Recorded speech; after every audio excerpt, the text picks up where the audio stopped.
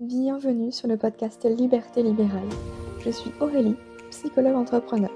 Pendant longtemps, j'ai fait ce qu'on attendait de moi, jusqu'au jour où je me suis autorisée à sortir du cadre et à m'épanouir pleinement. Avec ce podcast, j'aimerais vous aider à créer une activité qui vous ressemble. Alors ensemble, incarnons les thérapeutes de demain. Bienvenue dans l'épisode numéro 39 du podcast Liberté libérale. Je suis ravie de vous retrouver aujourd'hui pour aborder un sujet qui, je pense, va vous intéresser et je vais l'aborder sous un angle un petit peu particulier. Alors soit vous allez vous y retrouver, soit pas du tout. Je pense que c'est le genre d'épisode qu'on adore ou qu'on déteste. Sachez juste que je vais vous partager mon expérience pour vous donner peut-être une autre grille de lecture face à ces lapins, à ces annulations de dernière minute qui peut-être commence à arriver de plus en plus dans votre pratique en ce moment. Et avant de continuer cet épisode, j'aimerais simplement vous dire que exceptionnellement, pour le mois de février et le début du mois de mars, il y aura un épisode de podcast toutes les semaines. Donc je vous donne rendez-vous chaque mercredi pour les prochaines semaines. On enchaîne sans plus tarder avec l'épisode du jour qui est de plus en plus de lapins et annulations. Voici le signe avant-coureur que vous ne voyez pas. Et j'ai envie de vous demander, est-ce que vous avez remarqué une hausse des lapins et annulations de dernière minute au cabinet ces derniers temps? Alors, qu'on se le dise, hein, il y en aura toujours. Mais si ces phénomènes augmentent, c'est probablement que vous vous voilez la face. Pour moi, il y a clairement le signe avant-coureur là-dedans qu'il est temps de changer quelque chose dans votre pratique et je vais vous expliquer tout ça.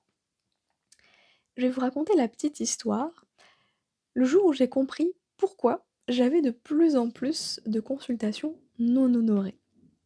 Alors pendant mes 3 ans en libéral, hein, j'ai été confrontée à la joie des lapins posés au premier rendez-vous en général, mais aussi au deuxième quand les gens n'osent pas dire qu'ils ne veulent pas revenir, mais également aux annulations de dernière minute.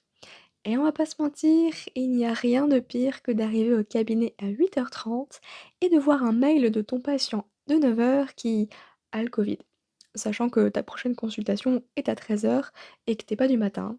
Oui, oui, c'est du vécu tout ça. Ah, les joies du libéral. Bon, bien que le risque zéro n'existe pas, il y a tout de même des questions à se poser lorsque cela arrive de plus en plus fréquemment. Et voici les 3 questions que je me suis posées personnellement et que je vous pose à vous, chers auditeurs. Première question, est-ce que mon cadre est bien défini et expliqué à mes patients?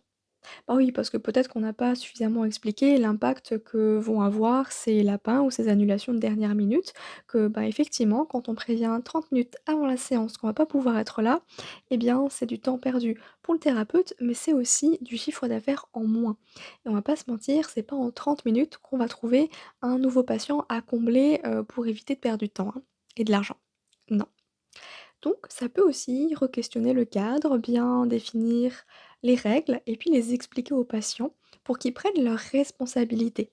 Qu'effectivement, là, j'ai pris l'exemple du Covid, c'est excusable, mais quand on vous dit, bah, j'ai un rhume ou je suis fatiguée ou que je suis pas disponible, donc on sait même pas pourquoi, clairement il y a de quoi, être un petit peu énervé, hein, clairement.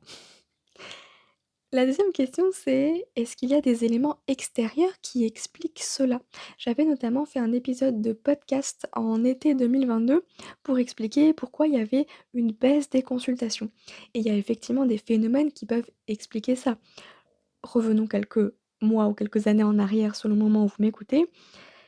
L'été 2022, c'était le premier été où les gens pouvaient enfin sortir sans le masque, où ils pouvaient enfin voyager à nouveau, sans passe sanitaire et compagnie. Donc clairement, les gens, ils en ont profité pour se faire plaisir, pour sortir, plutôt que d'aller voir le psy ou le thérapeute, hein, clairement. Ils ont préféré, dépenser leur argent dans l'aspect loisir et ce qui s'entend totalement. Donc aujourd'hui, est-ce qu'il y a des éléments extérieurs qui expliquent cela? Je pense notamment, bah, effectivement à l'époque la crise sanitaire, aujourd'hui la crise économique, bref, il y a plein de facteurs.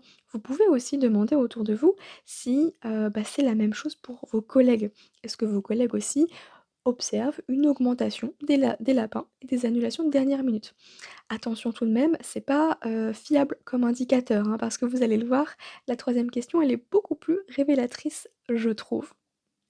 Mais si les 2 points, n'expliquent pas forcément, bah, ce changement finalement, de lapin, annulation de dernière minute, en tout cas cette hausse, et puis la troisième question que j'ai envie de vous poser, c'est: est-ce que vous avez toujours envie de travailler comme ça, au cabinet, en libéral, en faisant des consultations? Alors je sais, hein, vous avez certainement vous aussi, dû vous poser, bah, les 2 premières questions. Et peut-être que, bah, justement la dernière, elle vous a surprise et j'ai envie de vous dire: «Tant mieux». Parce que c'est justement au moment où je me suis posé sincèrement cette question, cette dernière question de: «Est-ce que j'ai toujours envie de travailler comme ça?» bah, que j'ai compris qu'en réalité la réponse était «non». Et bizarrement, hein, ce sont les patients que j'avais le moins envie de revoir qui ne revenaient pas. Alors, bien sûr, comme tout le monde, hein, je râlais sur le coup, parce que je déteste perdre mon temps et qu'on me prenne pour un pigeon, mais au fond, bah, j'étais soulagée. Bah oui, carrément soulagée. C'est pas moi qui vais vous apprendre le fameux bénéfice secondaire, hein, n'est-ce pas? Eh bah oui, soit ça me permettait de rentrer chez moi, d'avancer dans ma lecture du dernier Cerveau et Psycho et Dieu seul sait que, mon Dieu, je les accumule et certainement que vous aussi. Ou encore, bah, de m'enlever une attente trop importante sur mes épaules. Bon, sans compter les lapins en fin de journée qui te permet de partir en week-end plus tôt ou de finir ta journée plus tôt. Bah oui, hein, il faut quand même des avantages. J'imagine que vous le savez, si vous m'écoutez depuis un moment, je suis passionnée par l'univers de la pensée positive et de la loi d'attraction. Alors vous pensez bien que bah, j'ai vite fait le rapprochement entre mon absence d'envie et ces consultations non honorées. C'est comme si l'univers avait compris avant moi ce que je désirais au plus profond de moi-même sans oser me l'avouer. Alors moi j'avais envie, et plus j'avais de lapins et annulations. C'est quand même drôle, non?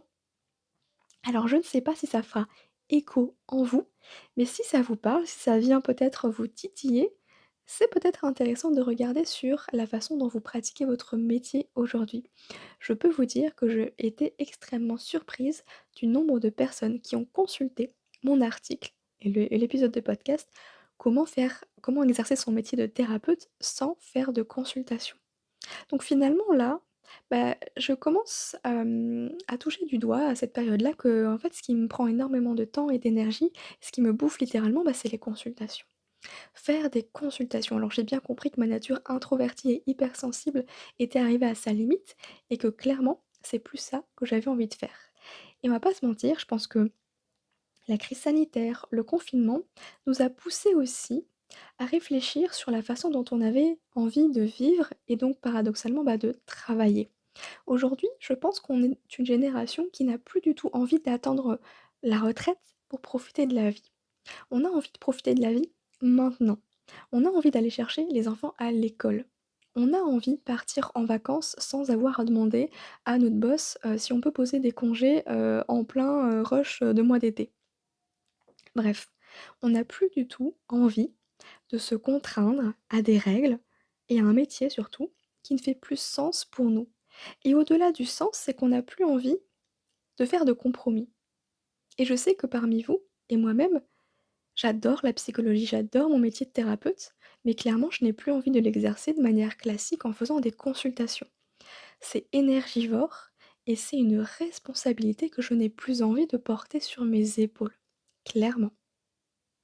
Bref, tout ça pour vous dire qu'effectivement, j'en étais arrivée à un stade où je ne supportais plus la responsabilité du bien-être de mes patients.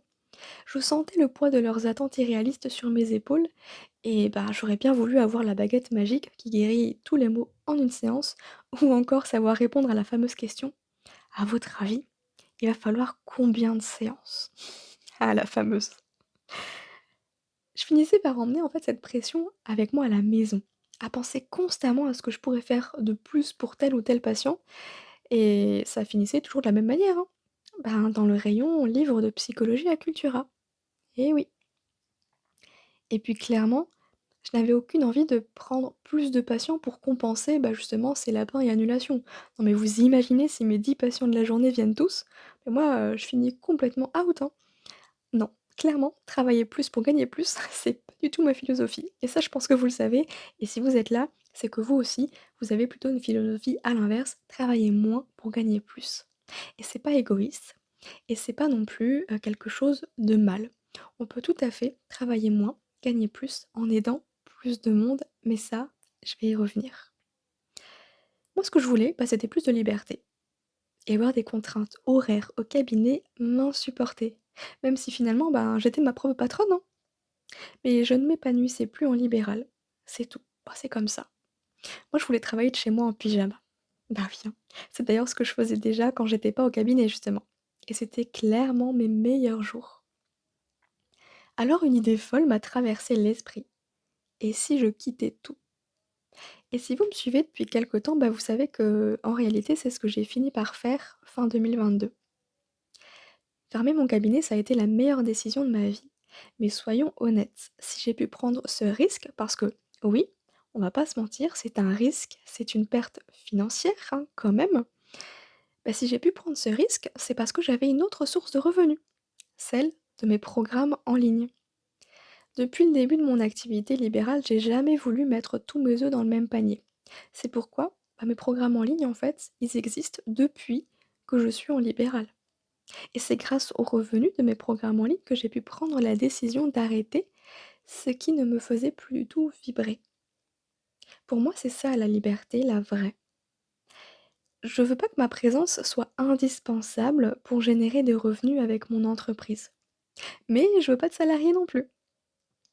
J'ai trouvé mon équilibre en fait dans le digital et c'est pour ça que j'ai envie d'aider bah, les thérapeutes qui sont fatigués par les lapins et annulations par en faire de même. En créant votre programme en ligne, bah, c'est l'assurance d'une vie plus épanouissante. Soit en faisant que ça, ou alors en complément du libéral. Parce que juste peut-être que réduire votre activité libérale, ce sera OK pour vous. Donc ça peut venir comme un complément de revenu avant que ça devienne carrément la source de revenus principale. Donc, fini de baigner dans le négatif là tout le temps. Fini les contraintes horaires. Et fini la pression du résultat. Cette responsabilité de vos consultants sur vos épaules. Mais quel soulagement, n'est-ce pas? Personnellement, ça a tout changé pour moi, hein. Alors attention, hein, ne me faites pas dire ce que je n'ai pas dit. Je ne dis pas que c'est facile, parce que je me souviens, hein, de mes premiers programmes en ligne, de mes lancements à 0 €, à 0 vente, de mes doutes, de mes peurs, sans parler de toutes les erreurs que j'ai commises et qui m'ont fait perdre du temps et de l'argent. Le pire combo. Mais je peux vous dire qu'en 3 ans, en plus de 3 ans, bah, j'ai acquis tellement d'expérience, d'apprentissage, que j'ai envie de vous aider à prendre, bah, la voie rapide, hein, en vous épargnant justement les erreurs que j'ai commises et surtout en vous guidant étape par étape pour que la technique, bah, ne soit pas un frein à votre épanouissement personnel. Et tout ça, bah, ça se passe dans l'école Liberté Libérale. L'école Liberté Libérale, je vais vous en parler pendant un petit moment parce que justement, je vais la relancer au mois de mars. Voilà, comme ça, vous êtes fixés et si vous avez envie d'en savoir plus, eh bien, je vous mets le lien dans les notes de l'épisode et si vous avez envie d'entrer dans les coulisses, sachez que en vous inscrivant à la liste d'attente, eh bien, chaque semaine, notamment le mardi matin, je vous envoie un petit mail en toute transparence, comme j'aime le faire pour vous expliquer un petit peu tout ce par quoi je suis passée, pour vous donner des conseils, des astuces, pour vous raconter réellement, bah, la réalité aussi de ce que sont, pardon, les programmes en ligne. Parce que oui, c'est génial, mais comme tout, il y a des avantages et des inconvénients et que, bah, vivre de ces programmes en ligne, ça ne se fait pas en 3 mois. Clairement pas. Il faut avoir ça en tête. Je suis pas là pour vous vendre du rêve. Ça fait 3 ans, hein, que je me suis lancée. Ça fait à peu près que 2 ans que j'ai réussi à vraiment générer des revenus qui me permettent de pouvoir en vivre. Alors, clairement, j'aurais pu y arriver plus vite parce que j'ai fait tout un tas de conneries. Mais je vais vous en parler. Je vais vous en parler dans les prochains podcasts parce que ça me tient à cœur. C'est important que je vous raconte aussi, bah, tous mes échecs. En toute vulnérabilité, vous savez à quel point j'adore vous raconter aussi, bah, tout ce qui n'a pas fonctionné parce que, bah, ça fait partie de la vie et on n'en parle pas suffisamment. On a l'impression de l'extérieur que tout est beau, tout est parfait. Mais non, je me suis ramassée bien plus de fois que je n'ai réussi. Mais je vous parlerai à la fois des échecs, des réussites, des leçons que j'ai apprises et des erreurs à éviter. Bref, tout ça pour dire que si vous avez envie d'avoir un petit mail coulisses, 1 fois par semaine, eh bien, je vous invite à rejoindre la liste d'attente de l'école Liberté Libérale et puis libre à vous de la rejoindre ou non en ayant toutes ces informations. Moi, je vous souhaite une très belle journée. Prenez soin de vous.